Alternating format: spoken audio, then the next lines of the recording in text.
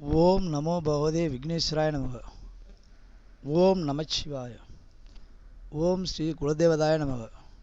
வணக்கம். நான் உங்கள் ஜோதிடர் ஸ்ரீ வருணா பாலா பேசுகிறேன். இப்பொழுது நாம் பார்க்க போகும் தலைப்பு, குலதெய்வம் என்பது யார், அந்த குலதெய்வத்தை எப்படி முறையாக வழிபட்டு வந்தால் நமக்கு துன்பங்கள் விலகி நன்மைகள் கிடைக்கும் என்பதை இப்பொழுது பார்க்கலாம். அதற்கு முன் இந்த சேனலை முதலாக பார்ப்பவர்கள் சப்ஸ்கிரைப் பண்ணுங்கள், பெல் பட்டனை அப்படியே ப்ரெஸ் பண்ணுங்கள், உங்கள் நண்பர்களுக்கும் ஷேர் பண்ணுங்கள். ஜோதிட அன்பர்களே, இந்த பதிவில் குலதெய்வமே நேரில் வந்து பேசுவது போல் சித்தரித்து காட்டியிருக்கிறேன்.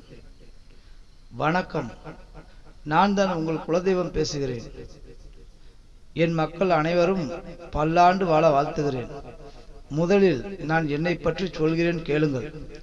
நான் உங்கள் தகப்பன், பாட்டன், முப்பாட்டன் என பல தலைமுறைகளுக்கு முன்னால் வாழ்ந்து நான் செய்த தவத்தினாலும் புண்ணியத்தினாலும் என்னுடைய கர்ம வினைகளின் படியும் நம் வம்சாவளியில் பிறக்கும் உயிர்களை காப்பாற்றும் புண்ணிய பொறுப்பை ஏற்றுள்ளேன்.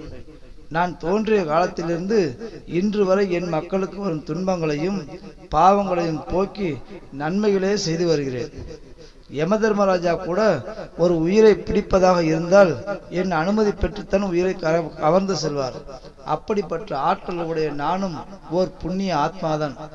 அப்படிப்பட்ட என்னை யார் முறையாக பூஜித்து என்னை மனதார வேண்டி தங்களின் வேண்டுதலை வைக்கிறார்களோ அவர்களின் வேண்டுதலை நான் நிறைவேற்றுவேன். இது உறுதி. இப்படிப்பட்ட நான் உங்களுக்கு துன்பங்கள் வரும் முன்னே அதற்கு உண்டான அறிகுறியை காட்டிவிடுவேன். அதை புரிந்து கொண்டு மீண்டும் என்னை வணங்கினால் அவர்களின் பாவ கர்மங்களை குறைத்து அந்த துன்பத்திலிருந்து காத்து வருவேன். ஏனென்றால் மகன், தகப்பன், பாட்டன், முப்பாட்டன் இவர்களின் கர்ம வினைகளை வாழ்வில் முன்னேற விடாமலும், எந்த தொழில் செய்தாலும் நஷ்டத்தையும், வம்சத்தில் பிறக்கும் ஆண் பெண் குழந்தைகளுக்கு உடல் உபாதைகளும் துர்மரணம் ஆகியவற்றையும், சிலருக்கு நீண்ட நாள் திருமணம் ஆகாமல் இருப்பது, புத்திர பாக்கியம் இல்லாமல் இருப்பது, கணவன் மனைவி பிரிந்து இருப்பது, குடும்பத்தில் நிம்மதி இல்லாமல் இருப்பது, சொத்து சுகங்கள் கிடைக்காமல் இருப்பது, இப்படி பல துன்பங்களுக்கு ஆளாகி என்னை மறந்து விடுவார்கள்.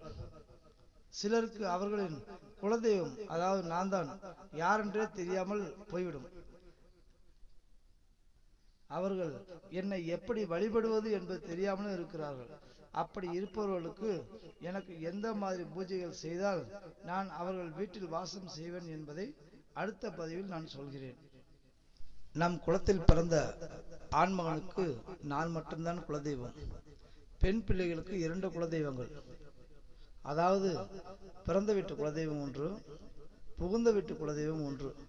அவர்கள் புகுந்த வீட்டிற்கு சென்றவுடன் பிறந்த வீட்டு தெய்வத்தை மறந்து விடுகிறார்கள்.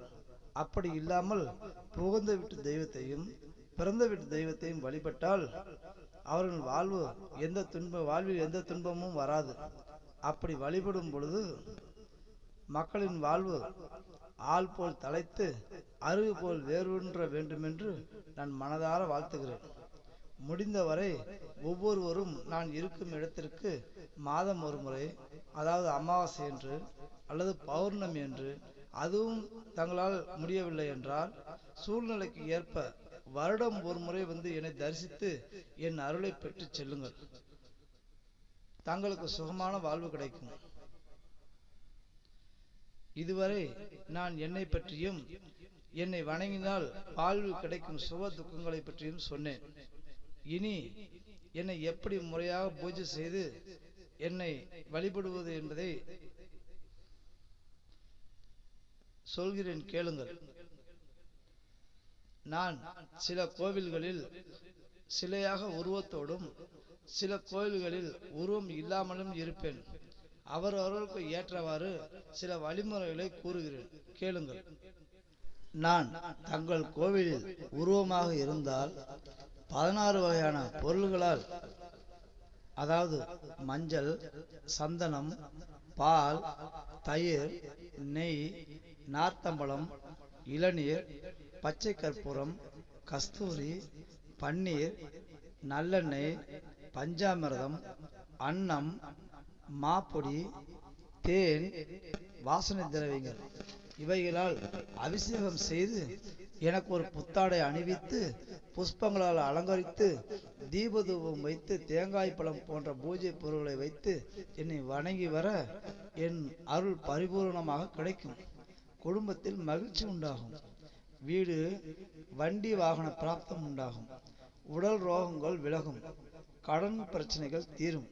புத்திர பாக்கியம் உண்டாகும். திருமணம் நடக்கும்.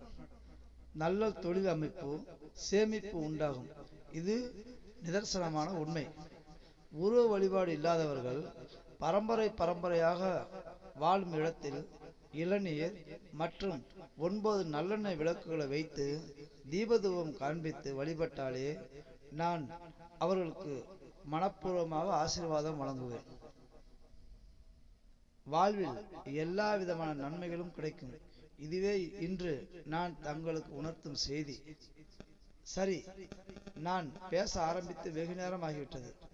எனது குல மக்கள் என்னை அழைக்கிறார்கள். நான் செல்ல வேண்டும். விடைபெறுகிறேன். வணக்கம்.